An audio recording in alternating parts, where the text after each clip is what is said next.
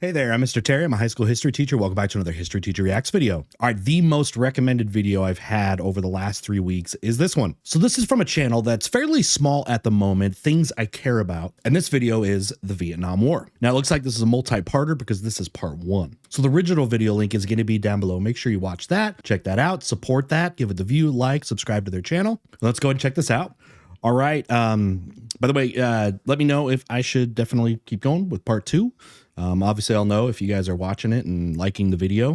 That'll help a lot, and let me know. So, all right, so I've got about a 21-minute video, Vietnam War. This should be good. I'm interested to see how far back it goes. You know, are they going to go just with the American involvement, or, you know, go back to the French? Because I really don't think you can do the Vietnam War justice if you don't bring in the context also of probably even World War II, and then get into, you know, the French part of the war, and then, of course, the Americans. So, all right, let's do this. This is 19th century Vietnam, a feudal state with a butt ton of valuable natural resources.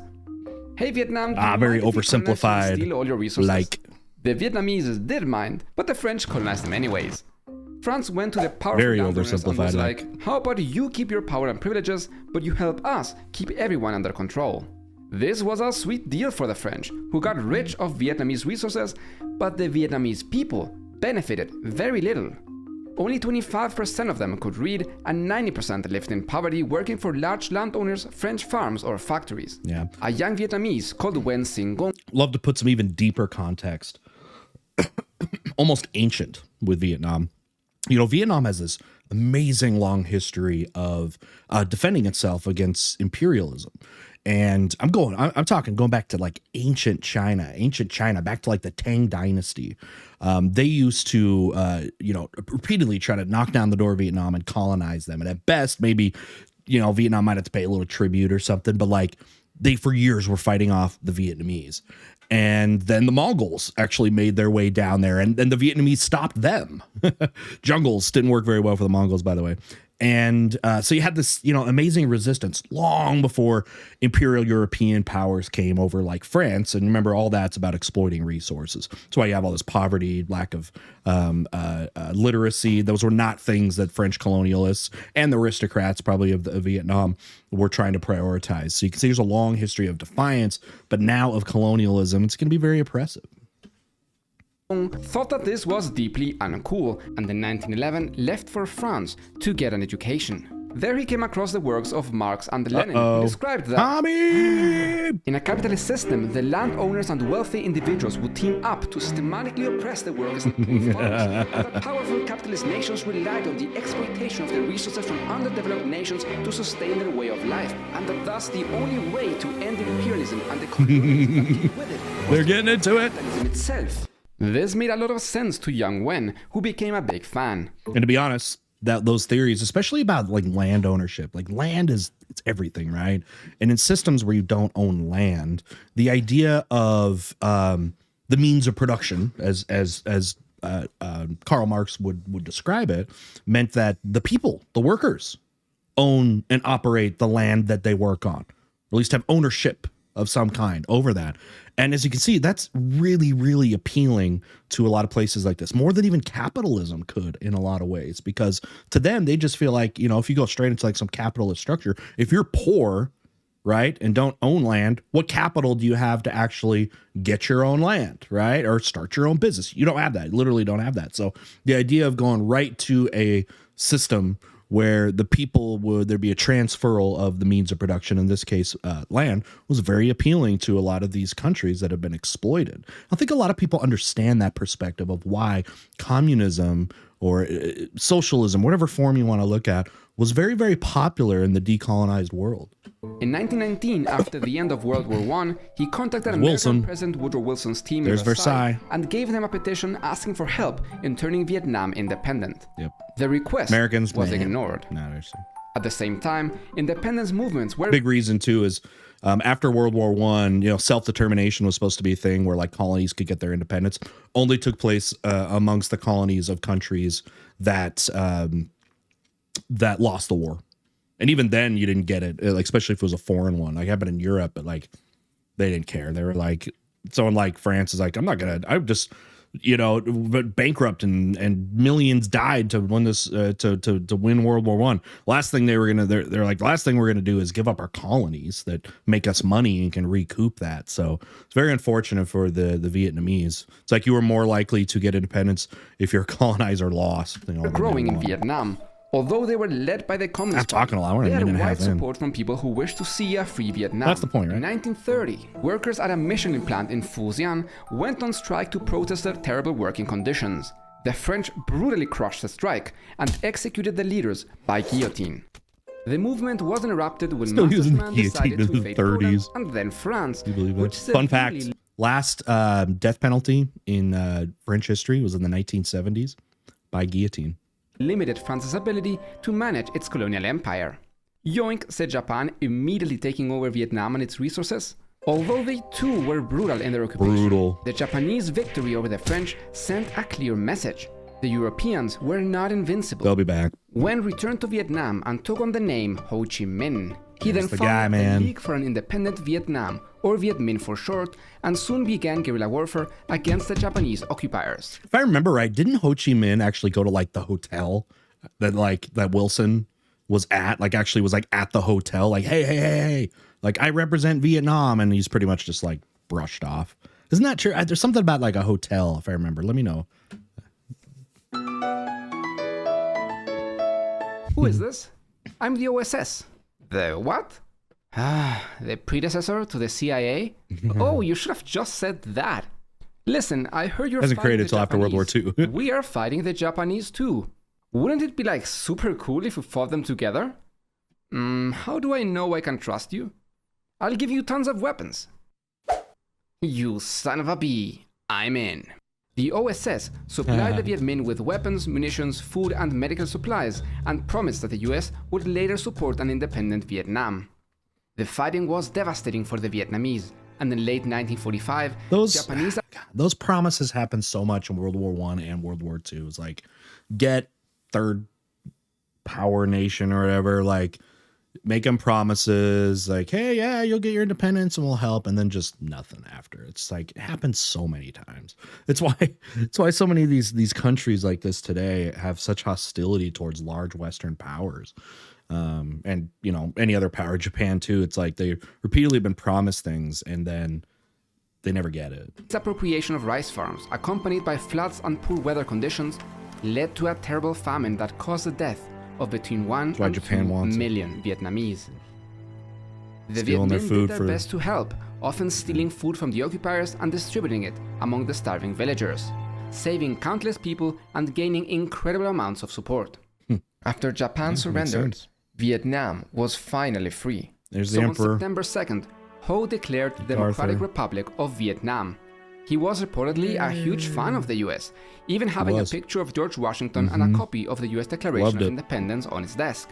This is where it becomes so interesting because, they're eventually going to be an enemy, but he was disillusioned by the United States when he's like, look at your history of independence and stuff. Like, he tried to liken the Vietnamese experience to like what Americans felt when their occupation with Britain. They tried to, like, Ho Chi Minh tried to communicate that. And of course, the Americans were having none of it. So comes disillusion with that, side of American history.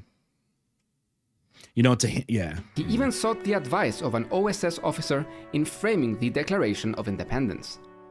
The Vietnamese Declaration begins with, all men are created equal. They are endowed by their creator with certain unalienable rights. Among these are life, liberty, and the pursuit of happiness. Literally, Sounds Declaration familiar? of Independence. Wow, that is so moving. You totally made me reconsider my stance on colonialism. Really? No.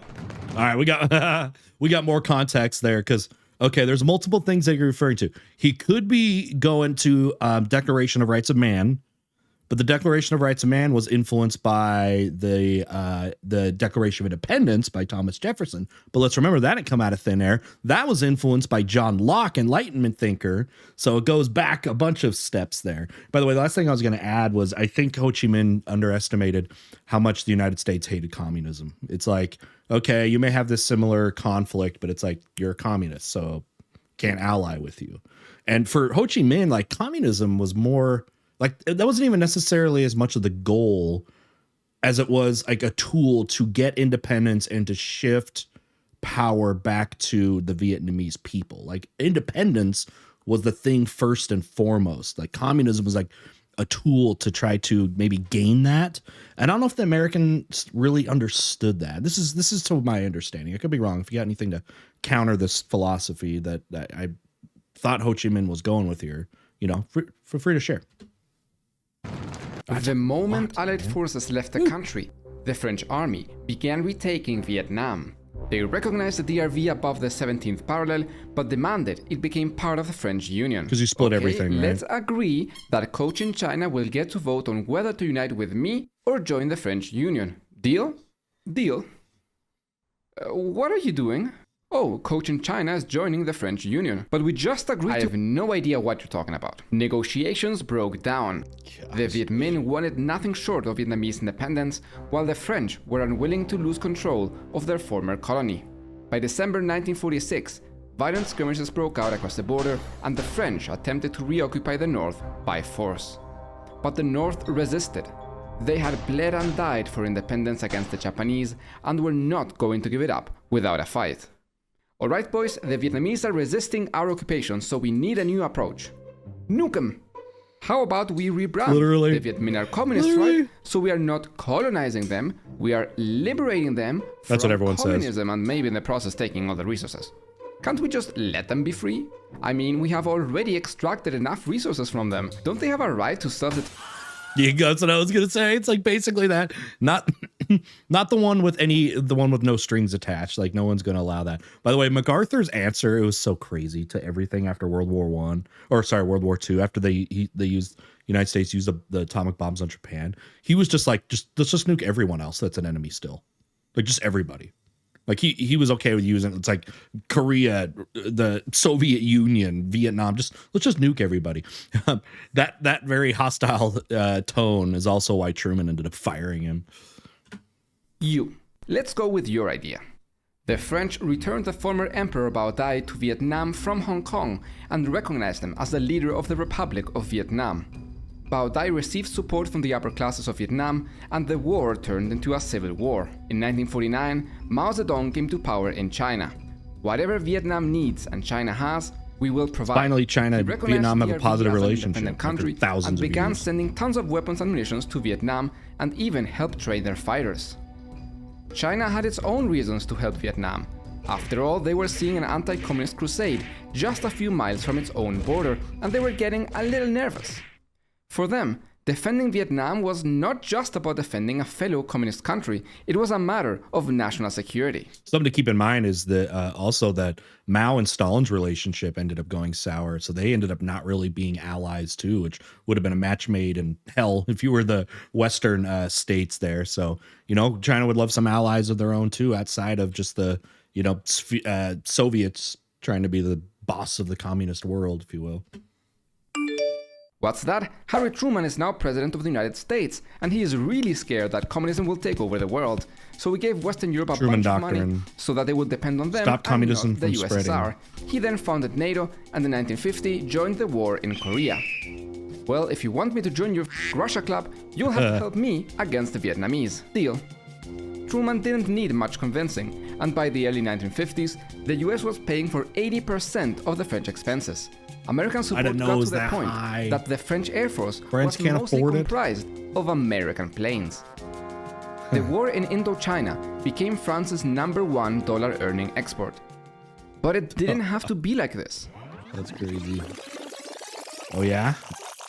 Alternate reality here? In 1945 and 46, alternate history? Ho Chi Minh had written at least 8 letters to President Truman asking for his help in bringing the matter of Vietnamese independence to the United Nations. Despite the fact that Ho Chi Minh and his followers had worked closely with the Americans against Japan, and despite the fact that Ho was much closer to the US than to the USSR, the Americans didn't answer any of the letters, and instead sided with the French. Ho was, after all, a communist, and ho, he had to go. It's like it did not matter any other attributes you had other than being a communist. Any other attribute was just thrown away at this time. This is the Cold War. This is the Red Scare. You know, first Indochina War. All right. A lot of people forget about this, especially Americans. The whole French part of the war first. When the war 50s. began, the French controlled most of the large cities in South Vietnam, where the rich elites granted them full support. But the Viet Minh controlled the countryside. The war was brutal and bloody, and neither side was making real progress. Hey, how about we talk this out? Okay, but let me ask my mom first. Mom, can I go to peace negotiations with North Vietnam? Well, I don't know, did you kill all the commies yet? No, but you can go to peace negotiations after you kill the commies, okay? The US threatened to withdraw all economic and military aid if France even negotiated with the Viet Minh, so the French delegation never arrived. Despite American aid, the guerrilla warfare was incredibly costly for the French, and their grip on Vietnam loosened year after year. It's how Vietnam always wins. Like I was telling you, they beat the Chinese, they could beat the Mongols, they beat the French, they're going to beat the Americans. You don't want to fight in the Vietnamese jungle, man. Worst fighting conditions you can have. And little more than a French puppet. There was low morale and chronic desertions within South Vietnam's army, and even in France, the conflict was becoming very unpopular. To turn things around, the French came up with a plan to force the Viet Minh into an open battle where they believed the superior military would prevail. In 1953, they airlifted troops to a valley called Diem to cut the communist supply lines. The fighting was so fierce and the losses so terrible. This was the beginning of the end. Morale. Even if they defeated the French at Dien Bien Phu, the Viet Minh knew they couldn't kick the superior French military out of Vietnam, and the French were aware that they could never take control of the countryside. Finally, both sides decided to meet in Geneva to negotiate. But they both wanted to be in as good a position as possible on the ground before negotiations started. You want to have leverage. The Viet Minh be the goal in wars. If you're going to have a treaty, be the one winning at the time. Because if you're the one winning, you get the leverage. You get to really dictate, the treaty, and make it look like anything you do give is just like, makes you look good. Their anti-air artillery in the hills around the valley and sieged the base for months. Their camouflaged cannons were incredibly hard for the French to spot, and they harassed the French air supply with virtual impunity. This was so devastating. With the forces at Dien Bien Phu cut off from the rest of their army, the French realized that they had put their head into a noose. On March 13th, 1954, the Viet Minh began a direct assault. They used their cannons to weaken the French defenses and dug tunnels to get as close as possible before storming the base. The Viet Minh took terrible appearing out of casualties, nowhere. but slowly they took over the base. The trees speak the Vietnamese. French desperately pleaded to the US for aid, hoping for a direct intervention.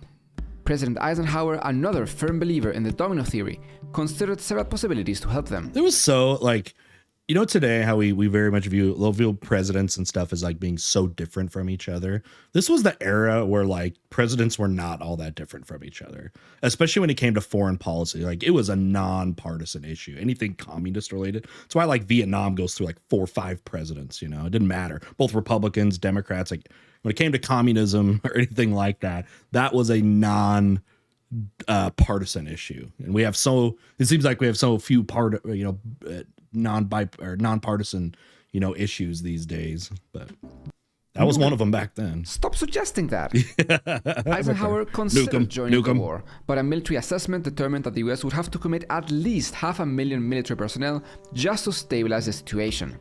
Knowing that the American public wouldn't support another war in Asia so soon after Korea, he decided against it. After months of fighting, the French surrendered at Dien Bien Phu on May 7th. Yeah, look at that. This would happen a lot though with death. Might be higher on one side, but understand it's not Call of Duty. Wars of attrition are not always how wars are determined. The next day, negotiations began in Geneva. Vietnam would be divided at the 17th parallel so that's what with you do, right? a demilitarized zone on both sides. Ho Chi Minh would keep control of the north and Bao Dai of the south. Vietnamese people would have freedom of movement between north and south for 300 days to choose where they wanted to be. Neither North nor South Vietnam could receive outside military help. An international commission comprised of Canada, Poland, and India would supervise elections in 1956 to choose if the nice guys wanted to unify under Ho Chi Minh or Bao Dai. All things considered, the deal was quite good for the French, as it allowed many of its economic interests, such as the Michelin rubber plantation, to continue operating. But the Viet Minh were disappointed. They wanted a united Vietnam, nothing less. And they had momentum after the victory they got screwed by the international community. Many of their leaders wished to keep fighting to reach a better deal. And remember, in southern Vietnam, it's not like everybody was super pro the regime there. You're gonna see when the war actually breaks out, there was plenty of sympathy for the North and Ho Chi Minh and his supporters in the South as well. They became a huge part of what the Americans especially had to deal with in there. Is even in southern Vietnam, they had to deal with that. Many of them not everybody was on their wished to keep fighting to reach a better deal. Okay, all in favor? I agree. I agree. We don't agree. Neither the US nor South Vietnam signed the Geneva Accords. The United States even refused to recognize the independence of North Vietnam. While the negotiations were still taking place, the US set up a special paramilitary unit inside Vietnam led by CIA operative Edward Lansdale. And their first mission weakened the North by making as many people as possible migrate south through psychological warfare. The CIA created propaganda slogans and leaflets appealing to the devout Catholic with themes such as Christ has gone to the south and the Virgin Mary has departed from the north. But they didn't stop there. Gather round, everyone. Look what I just found. I hold in my hand an official Viet Minh document detailing the horrors they want to do to all of you. But why is it in English? We all speak Vietnamese. What do you mean in English? I specifically told them to. Damn it, Thomas, you had one job. In the days following this massive campaign, refugee registration to the south tripled. The CIA also infiltrated paramilitary forces in the north, contaminated the oil supply of the bus company to wreck the bus engines, sabotage the railroad, and much more. Oh gosh. Classic CIA stuff. Just for kings of sabotage. So in World War II, this is how the Americans would intervene now. It wasn't supposed to be big intervention of large-scale troops. It was use the CIA, use espionage and assassinations and coups and stuff, hide in the shadows kind of stuff. And did it all over the place. Days before the reunification election, Prime Minister Diem of South Vietnam issued a statement making it clear that he had no intention of carrying them out. Here comes a new and popular guy. Man, we had an agreement. No. Diem, just like Eisenhower, knew that Ho Chi Minh would easily win any national election. Eisenhower wrote in his memoirs, "I have never talked or corresponded with a person knowledgeable in Indo-Chinese affairs who did not agree that had elections been held as of the time of the fighting, possibly 80% of the population would have voted for the communist Ho Chi Minh as their leader."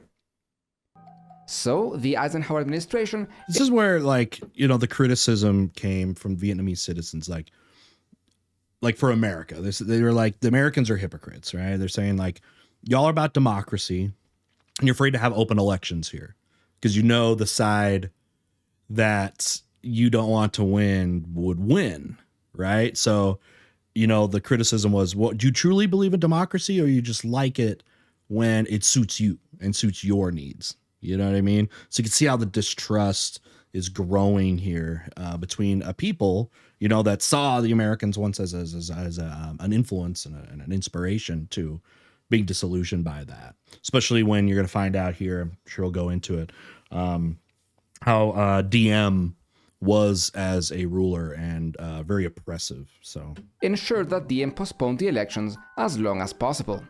This was only possible due to the threat of US intervention. Without it, the South could have never refused the elections without being immediately overrun by the Viet Minh armies. The US justified their support for Diem by claiming that elections wouldn't be free, but that didn't really make any sense. Ho was so popular that he didn't need to resort to fraud to win elections, and besides, the United Nations and an international control commission set up by the Geneva Accords had already agreed to supervise the elections. In the end, the elections for unification never took place, and Vietnam remained divided. In the north, the communists implemented land reform and collectivization. They also repressed class enemies, killing several thousand people. Ho Chi Downloading Minh the communism admitted into that they had gone too far society. and gave some of the land back. Still, the reforms were a success. Food production increased by 60%, that sounds like what happened surpassed its peak under French rule. It also made the party incredibly popular. At the same time, the South was in political turmoil, filled with powerful warlords and religious factions clashing for power. Yeah, it was the religious wars, man. Buddhists versus Christians. It was deadly. It's crazy. President Eisenhower chose Diem as the man to build South Vietnam around. In 1955, Diem challenged Bao Dai for leadership and heavily rigged the votes. Just go for like 60%, we don't wanna be too obvious. You gonna rig all the way? You promise to be discreet? Yes, absolutely very discreet. No one will suspect a thing. And the winner of the election is Diem with, 98.2% of the votes. Thank you, what a surprise. I want to thank everyone who totally voted for me, and those who didn't, watch it. No, seriously, I'm you just cheated. Communist Diem immediately imprisoned 20,000 political opponents, many of whom he inaccurately accused of being communists, and in complete violation of the Geneva Accords, the US sent 350 military men to Saigon to begin building up its military. See, and this made the Americans look really bad because, like, they're supporting a person who was extremely unpopular, and that by extension will affect image of the United States. By 1959, the country was still divided, and Ho Chi Minh and his party really didn't like that. To them, it appeared that the only thing the war had achieved was to replace their French colonizers for American ones. Okay guys, we need to do something about those pesky Americans. We've had enough wars, let us focus on the North first. Let's become prosperous and successful. Great job with the animations inspire our and stuff, comrades by the in way. the South to join us. Good work. Yeah, right. The Very nice. Americans will never allow it. We all know that they have one goal, to destroy us and everything we believe in. Well, what do you propose then? We go for the South first. We will show them our peaceful ideas and way of life. By force. I knew that was coming. The Viet Minh went with this guy's idea and formed the National Liberation Front, a formal political face for the insurgency they were sponsoring in the South. Their military arm became known as the Liberation Army of South Vietnam. This is what's going to become very difficult for, like, the Americans when they're down south. There's literally factions, pro-North factions in the South. It wasn't just like this, hey, everybody went to a side and everybody in the North loved the North stuff and South loved the South stuff. All the North people loved the North stuff. Not all the South people loved the, how the South was going. You saw how bad it was. So we're having enemies in your territory that's supposed to be the friendly territory. Can't tell friend from foe. President Diem dubbed them Vietnamese Communists, or Viet Cong.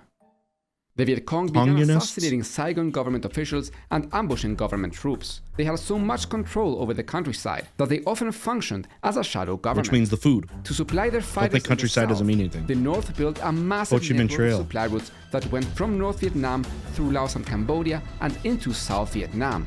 This was the beginning of the Ho Chi Minh Trail. Diem was quickly losing control. Sure, they'll get to that when they get to the American part of that, but the Americans bombed the crap out of that, which destabilized, like Cambodia, led to the Khmer Rouge and other stuff. The new U.S. President John F. Kennedy increased military aid from 700 every president to is all in. 16,000 military personnel. Everybody's by the time in. He was assassinated. He also gave them millions of dollars and logistical and air force aid that allowed the South Vietnam Army to expand to 200,000 strong. On January 2nd, 1963, the South attacked a Viet Cong position around the village of Ap Bac and got pummeled. 3 Americans died in the fighting.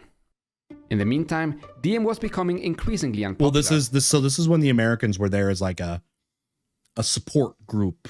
They trained people and stuff like that. The idea was they were going to train the Southern supporters to do that, and it wasn't supposed to be direct American involvement, but he was a devout Catholic and continuously favored pro-Catholic he was a Christian, policies, so Americans liked him. going so far as banning the public display of the flag of other religions.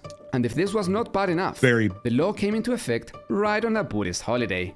This Buddhists led to massive were demonstrations which were heavily cruelly suppressed, which led to even more protests. The fire. Yep, I was hoping they would get to this. During which a Buddhist monk immolated himself.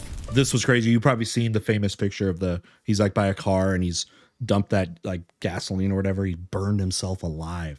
A monk, it was a protester trying to get the press and try to get the media to show the religious persecution of Diem and the South's government, because they're very persecuting of Buddhists there. But that image is one of the most powerful ones ever. A dude just in flames right in the middle of a street, like right in the middle of public, to get attention. Diem's sister-in-law, who had the role of First Lady, openly mocked the dead monk. Let them burn and we shall clap our hands. If the Buddhists wish to have another barbecue, I will be glad to supply the gasoline and a match. Did she say that? This was too much for the US ambassador in Vietnam, who determined that Diem had become a liability. The US then supported a coup that ended up killing Diem. Kennedy was assassinated a few weeks later, and Lyndon B. Johnson... I was going to say, it's too late, though. The damage is done. That's not going to fix the American image. And, yeah. President. The Viet Cong Nixon, he's down with it, too. He's going to escalate the war. In South Vietnam. They even sank an American ship moored on the Saigon River. During a storm on August 4th, US ships at the Gulf of Tonkin claimed to be under attack by the North Vietnamese while in international waters. As a response, Congress authorized the Gulf of Tonkin Resolution, which allowed President Johnson to increase military presence in Vietnam. We now know that there was no real attack on US ships, but whether it was an honest mistake due to a system malfunction or if it was a deliberate lie to escalate involvement in Vietnam remains unknown. Yeah, this is debated, the whole Gulf of Tonkin incident. If you're taking a U.S. history class, did a Vietnam unit, you'll do that. So the idea was that, there was this American ship and that the North attacked it and killed it. And it was unprovoked because, again, the Americans were not supposed to be part of the war, at this time. And the news of that went right back to, it's the president. And the president basically used it as a way to basically declare war without declaring a war. And like I said, they found out. I don't think it even took that long for them to find out. Like that thing was actually not what happened. I think I thought I had even heard there's evidence that it was actually the opposite. The American ship attacked the Northern Vietnamese ship. So was it a false flag operation to try to get America to get into the war without, by being able to put troops in and have direct combat without any declaration of war? Cynics will believe that, yeah, that probably is the case, but at best it was negligence. So whatever, it had the same effect. It is now 1965, and the Pentagon estimated that there are between 20 and 100,000 Viet Cong and North Vietnam soldiers present in the South. LBJ wanted to avoid an escalation with China and the Soviet Union, so he decided to start off with small attacks and increase the strength as needed. To intimidate the North into surrendering, LBJ authorized a series of bombing raids just north of the 17th parallel. Then, in Operation Rolling Thunder, American planes bombed key military infrastructure. Hey, I know that you guys are kind of getting wrecked by our airstrikes, so I'll offer you a deal. I'll call off Rolling Thunder and initiate a massive aid deal for the North if you agree to stop supporting the Viet Cong and recognize the South as an independent, non-communist state. Okay. Wait, really? No. Rolling Thunder failed to achieve its goal. It was devastating. In June 1965, the Viet Cong overwhelmed several regiments of the Southern Army, including 3 US-trained Ranger battalions, and captured the provincial capital at WWII, just 60 miles from Saigon. To add to the chaos, there was another coup in Saigon. With South Vietnam in such a fragile state, President Johnson now had to choose between losing Vietnam and sending American troops. You may be able to guess what he chose to do. The American army... What do you guys think at that point? Should the U.S. have just punted, cut their losses and get out? Or actually put Americans out there? I mean, you guys know there's going to be a draft for this. Like, Americans were drafted to go fight in this conflict. The battles and that never really had anything to do with the U.S. in the countryside. But the South Vietnamese were not pleased with being shunted aside while Americans took over the war. Besides, they were prone to corruption and violence, which often undermined the purpose of the operation. The country didn't have the infrastructure what if they'll talk about to support such a large military operation, so the US had to build it themselves. With thousands of American troops arriving in Vietnam, Rolling Thunder now focused on bombing the Ho Chi Minh Trail to cut off the Viet Cong supply lines. Part of this stuff too was the crazy technologies that they would use. You had napalm, Agent Orange, these nerve agents, and the whole, the big thing that they were also trying to achieve with stuff like napalm was try to clear out the forests, burn them down. It's like a jellified gasoline that they would use. And what we know too is it causes a lot of like genetic damage, and it causes like cancers and specifically the Agent Orange, birth defects, and some of that stuff was so deadly and devastating. I don't think we have true accounts of it. You know what's crazy too is a lot of Americans ended up contracting those same things by handling it. Like if you were a helicopter pilot or something like that, and you were in, you know, constant proximity to like Agent Orange is using his attack, a lot of Americans ended up contracting the, you know, cancers and stuff. In fact, I know someone that did, a friend's father who did that and ended up dying, and he was a pilot, and because of that, so it was devastating. But the North, with a lot of help from China and the Soviet Union, was getting very good at defending their skies, and their anti-aircraft system was becoming formidable. On April 3rd, 1965, the Northern Air Force intercepted the US bombing of the Tan Hoa Bridge in one of the war's first air-to-air engagements. Although they lost all their planes, the Vietnamese did manage to take down 2 supersonic American Air Force warplanes can't in a handle dogfight. American force. The message was clear. The North was not going to let the Americans control the skies without a fight. During Operation Starlight, the US launched a surprise attack on a Viet Cong position at the village of Van Tong. The Vietnamese fought ferociously, and although they were defeated and lost 600 fighters, the US also took hundreds of casualties. Americans got another costly victory at Ia Drang, where 3 North Army divisions tried to cut South Vietnam in half. The Americans were beginning to grasp the magnitude of the casualties they would face. You know, one of the hardest things for the Americans in these is if you were in a compromised position, because of the jungles and all that stuff, it was so insanely difficult to get air support in to like get troops out, because there just weren't a lot of clearings.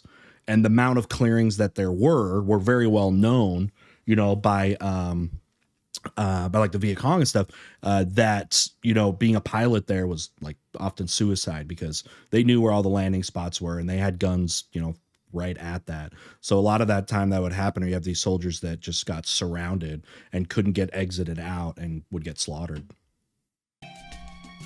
All right. Awesome. Okay. Final thoughts. All right. This was awesome. This was awesome. Obviously you get the, you know, the influence from Oversimplified there in that style too. Very informative. Good job there. Thanks for the recommendation, you guys. I'm definitely down to check out the part 2. But for me to, you know, to do that, I want to make sure y'all are going to watch, right? So like this video. Okay. That'll be a big deal. I mean, watch it, share it with your friends and tell them to watch. Like it. That'll let me know that I should, you know, check out part 2. Rather than just move on to whatever next topic I get to. All right, again, this original video was linked down below. Let's get this channel more. It's small, it's growing, and high level of content here. So let's make sure we're doing our part, all right? Head over there, sub to them, tell Mr. Terry sent you. All right, with that, we'll see y'all next time. Bye.